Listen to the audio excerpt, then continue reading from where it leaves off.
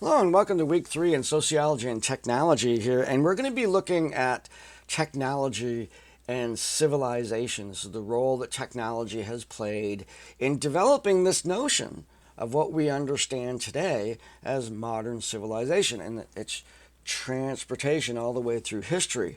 So in the discussion, what we're going to be looking at is a concept I introduced in the chapter called the adoption curve.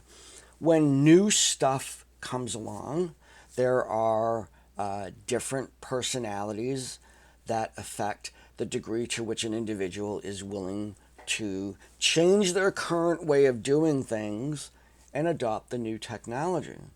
So that's called the adoption curve. And so you have people who are right on the bleeding edge, and they're using things. Maybe even if you're familiar with the computer lingo, they're using beta software. They can get beta versions of software or systems that are coming out, and they can try them even though there might be some bugs in them. They're really the kind of that adventurous way.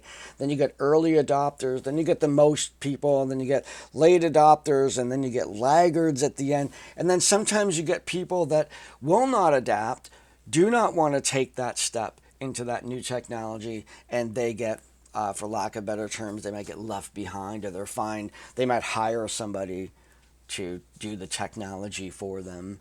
I have a great story that I went into Fortin's Appliance once to get a belt that would go onto my dryer, and as I was approaching the back of the store, Mr. Fortin was there, the owner, and he went out back as I was approaching, came up front and showed me the cable I was looking for, showed me the belt, and I'm like, wow, you were able to identify that cable that I needed, that belt that I needed from, 20 yards. That's pretty cool.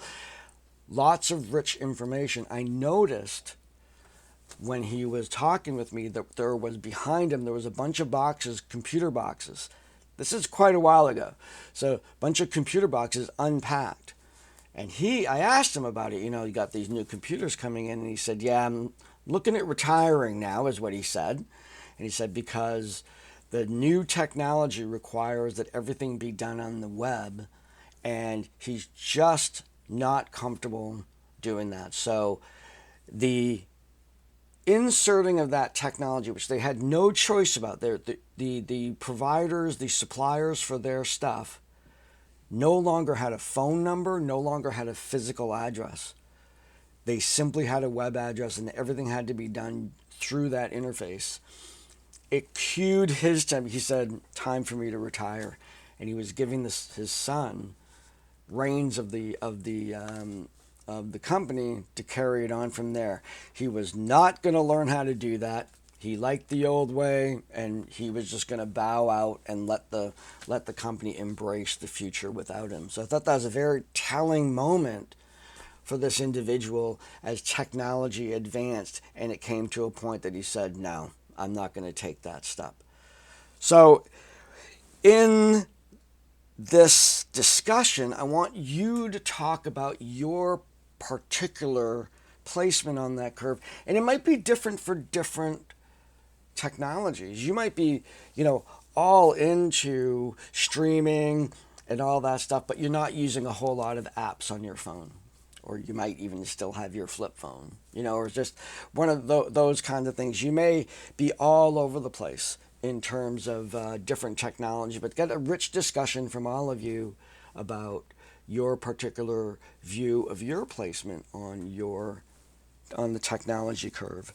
The quiz asks you to look at your career, other careers. You can kind of broaden it out, but thinking about your own career, thinking about your own life, and the advent of emerging technologies. And I put a graphic up in the beginning of the course book, and we have these things that are coming along. These are the latest, greatest, kind of on the edge things that are going on in terms of technology today. They're emerging. So, of course, AI engineering, distributing cloud, edge computing, privacy issues, 5G, better internet connection, intelligent business processes, the Internet of Behaviors. This is the tracking of our behavior online.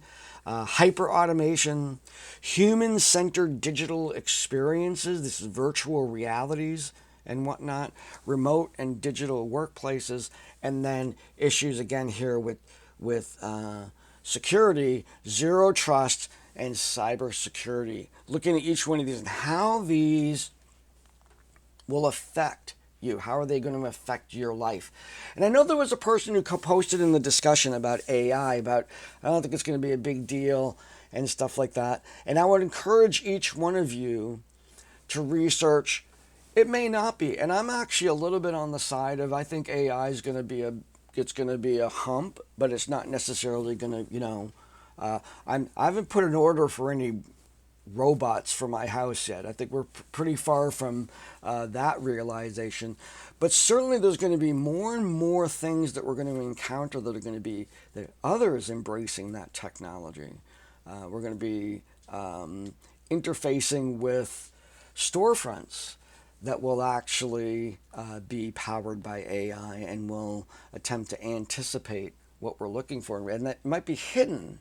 That we already have that in terms of the algorithms that work on the web, but it might be even that much more apparent. But these things, but thinking about how these might affect you, even if you don't personally see yourself adapting to that particular technology in your own workplace or in your own world. Certainly when we go out into the world, we'll see things where people have adapted to these things. So we have the discussion and we have the quiz that's there. Now, this class so far has had some low engagement. There's been people missing assignments, people not getting into the discussion boards. I know it's just the beginning of the semester, but the first couple weeks, kind of that's the time to, work the bugs out. I'm going to be sending some letters inquiring as to what your status is in terms of this class. I'm curious to make sure that everyone that wants to be in this class is in this class and they're engaging at the level that you need to be successful in this class. If you're having difficulties with that or challenges, barriers to being able to do that, this is the time to reach out to me. We can adjust things. I can give you some advice as to whether this is the time to take this class or not, whatever. At the same time, I want you to be considering the major project in this class, and that is the Service Learning Project or the Information Literacy Project. These are outlined at the end of the course book. I want you to look at those. I want you to consider deeply what you might consider doing in terms of those assignments, addressing that in the proposal quizzes that are in the assessment sections, and they're linked right in the course timeline. And starting that process, the earlier you start that, the less of a pain it's going to be. I try to structure my classes so that the major assignments can be done pretty much any time during the semester. So with the absence of finals or projects that you have to do at the end of the semester, you have the opportunity to get some of that big work done earlier in the semester, freeing up time to study for your classes that embrace assessments at the end of the semester. So take the opportunity to get into that early. If you have questions about that, please email me. We can dialogue as long as you want on email to get you figured out as to what you want to do with that. You can even meet me face to face. We can meet on Zoom. I'm available to do that. Grab this class by the horns. Right now, we still have great opportunity to be able to engage in this class, getting that assignment done early and getting the most out of this class that you can. So I look forward to hearing from you in regard to that, in the discussions, and certainly in the quizzes. So have a great week, and I will see you later.